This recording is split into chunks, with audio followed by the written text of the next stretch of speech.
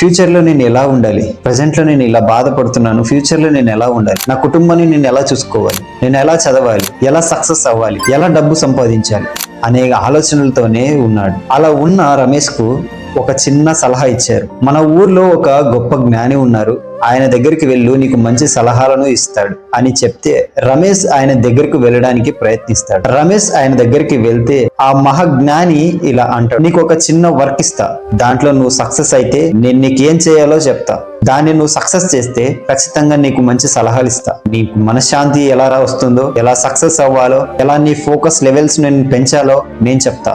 ఈ చిన్న టాస్క్ నేను ఫాలో అవ్వు. ఈ టాస్క్ ఏంటంటే, ఒక గ్లాస్ రమేష్కి ఇచ్చి అందులో వాటర్ పోసి ఈ గ్లాస్ ని నువ్వు మన ఊరు చుట్టూ తిరిగిరా, ఒక చిన్న డ్రాప్ కూడా కింద పడకుండా ఈ ఊరు మొత్తం తిరిగిరా అని చెప్తాడు జ్ఞాని. అలా చెప్పిన తర్వాత రమేష్ చాలా ఫోకస్ గా ఆ గ్లాస్ మీద దృష్టి ఉంచి, నేను ఎలాగైనా ఈయన ఇచ్చినటువంటి టాస్క్ నేను ఖచ్చితంగా గెలవాలి, నేను మనశ్శాంతిని పొందుకోవాలి, నా ఫ్యూచర్ ని సరి చేసుకోవాలి.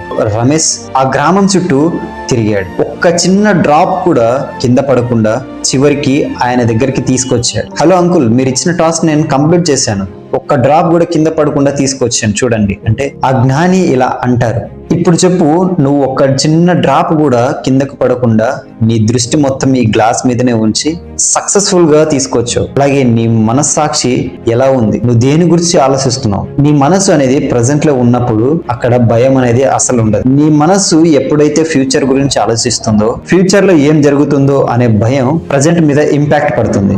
గతంలో నేను ఇలా చేయకపోయి ఉంటే బాగుండు అని గతం గురించి ఆలోచిస్తే అది కూడా ప్రెసెంట్ మీదనే ఇంపాక్ట్ పడుతుంది. సో పీస్ అనేది, ఫోకస్ అనేది ఎక్కడో ఉండదు, అది మనలోనే ఉంటుంది, అది మన చేతిలోనే ఉంటుంది.